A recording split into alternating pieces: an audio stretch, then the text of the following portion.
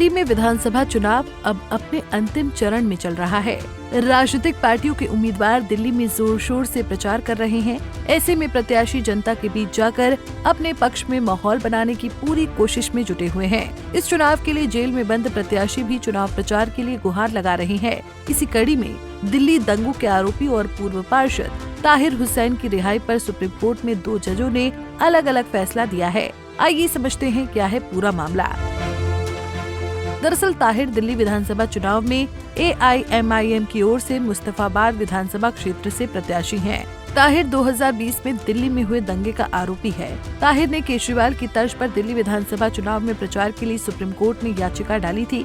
इस याचिका पर जस्टिस एहसानुद्दीन अमानुल्लाह और जस्टिस पंकज मित्तल की पीठ ने सुनवाई की। ताहिर हुसैन को चुनाव प्रचार के लिए अंतरिम जमानत देने के मामले में सुप्रीम कोर्ट के दोनों जजों ने अलग अलग फैसला दिया। इस फैसले में जस्टिस एहसानुद्दीन अमानुल्लाह ने ताहिर को जमानत देने की अर्जी रखी। जस्टिस अमानुल्लाह ने कहा कि मैंने जांचा कि याचिकाकर्ता के खिलाफ गंभीर आरोप है, लेकिन वो लंबे समय से जेल में हैं और उन्हें निर्धारित समय के लिए जमानत देनी चाहिए। हालांकि जस्टिस पंकज मित्तल ने इस पर अपनी अलग राय रखी। उन्होंने इस मामले पर अलग राय रखते हुए कहा कि इस मामले में सुनवाई का कोई मामला नहीं बनता है। अब इस मामले पर चर्चा करने के लिए और पीठ का गठन करने के लिए मामला मुख्य न्यायाधीश संजीव खन्ना के समक्ष रखा जाएगा। बता दें कि पूर्वी दिल्ली में 24 फरवरी 2020 में हिंसा भड़क गई थी। इस हिंसा में 53 लोग मारे गए थे। ताहिर हुसैन एक मामले में अपराधी है जो खुफिया ब्यूरो के कर्मचारी अंकित शर्मा की हत्या से जुड़ा है। अंकित शर्मा के शव को दंगा प्रभावित क्षेत्र के खजूरी खास नाले से बरामद किया गया था और उनके शरीर पर चोटों के 51 निशान थे।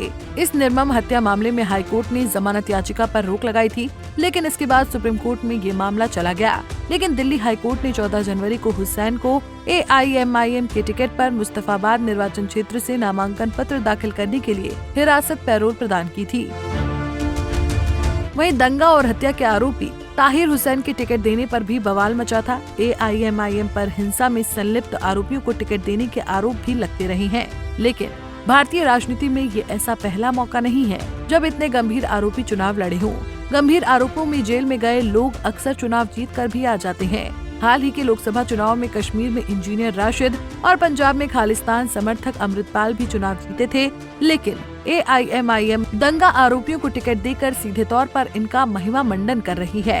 हिंसक अपराधों के आरोपियों को चुनाव लड़ने का अवसर मिलना भी भारतीय लोकतंत्र की प्रक्रिया पर सवाल उठाता है। लोकतंत्र में प्रत्याशियों के लिए आयु की सीमा तो निर्धारित है, लेकिन क्राइम सीमा निर्धारित नहीं है। बता दें कि दिल्ली में विधानसभा चुनाव के लिए 5 फरवरी को मतदान होना है। दिल्ली की 70 विधानसभा सीटों पर 699 उम्मीदवारों की किस्मत दांव पर है। दिल्ली में मुख्य मुकाबला 10 वर्षों से सत्ता में रह रही आम आदमी पार्टी और बीजेपी के बीच माना जा रहा है। ऐसे में कांग्रेस पार्टी भी इस बार चुनाव में काफी एक्टिव दिख रही है। AIMIM और NCP जैसे दल भी इस चुनाव में दांव आजमा रहे हैं।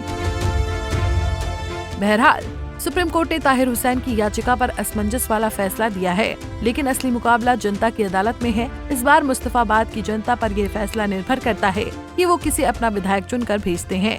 आने वाले दिनों में इस खबर पर लेटेस्ट अपडेट के लिए देखते रहिए पंजाब केसरी टीवी। हमसे जुड़े रहने के लिए हमारे YouTube चैनल को सब्सक्राइब करें और नई वीडियो की नोटिफिकेशन के लिए बेल आइकॉन को दबाएं।